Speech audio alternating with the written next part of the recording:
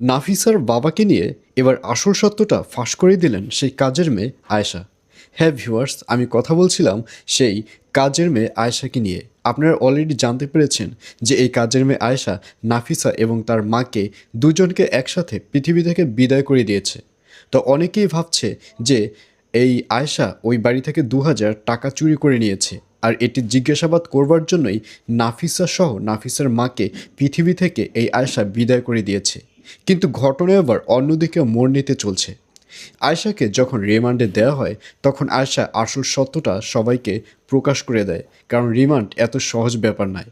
রিমান্ডে দেওয়ার কারণেই এবার আয়েশা আসল যে কাহিনীটি ঘটেছে, আসলে এই নাটের গুরুকে সেটা সবার সামনে প্রকাশ করে দিয়েছে। আয়েশা বলছে যে নাফিসার বাবা এবং নাফিসার মায়ের সাথে অনেক আগে থেকেই দ্বন্দ্ব ছিল, অর্থাৎ তাদের সংসার লাইফে কলহ ছিল, এবং এক পর্যায়ে নাফিসার বাবাই তাকে এই সুপারিশটি করে। নাফিসার বাবা শুধু সুপারিশ নয়, নাফিসার বাবা নাকি আয়েশাকে আরও মোটা অঙ্কের টাকাও দিয়েছে, যাতে করে এই দুজনকে যেন পৃথিবী থেকে বিদায় করে দেয়। অর্থাৎ মূল কথা বলতে গেলে নাফিসার বাবার ভাড়া করা গুন্ডা হিসেবেই কাজ করেছে এই আয়েশা। এটাই বলছে আয়েশা, যার কারণে নাফিসার বাবাও কিন্তু এবার ফেঁসে চলছে। আসলে কথায় আছে না, যা কিছু রটে তার কিছু না কিছু অবশ্যই বটে।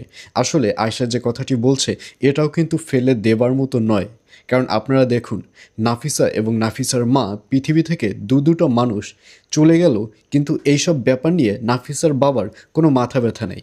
নাফিসার বাবাকে কিন্তু লাইভে এসে বা সোশ্যাল মিডিয়ায় এসে তেমন কোনো কথা আমরা বলতে দেখিনি। আসলে নাফিসার বাবা এটাকে কিছু মনেই করেনি, যার কারণে আয়েশা যে কথাটি বলছে সেটার সাথে নাফিসার বাবার আকার ইঙ্গিত সব মিলে যাচ্ছে। তো আমারও মনে হচ্ছে যে এর পেছনে অবশ্যই নাফিসার বাবাও রয়েছে। তো ভিউয়ার্স, আপনাদের কি মনে হচ্ছে আয়েশা যে কথাগুলো বলছে সেগুলো কি আসলেই সত্য? অবশ্যই কমেন্টে জানিয়ে দিন আপনার মূল্যবান মন্তব্য।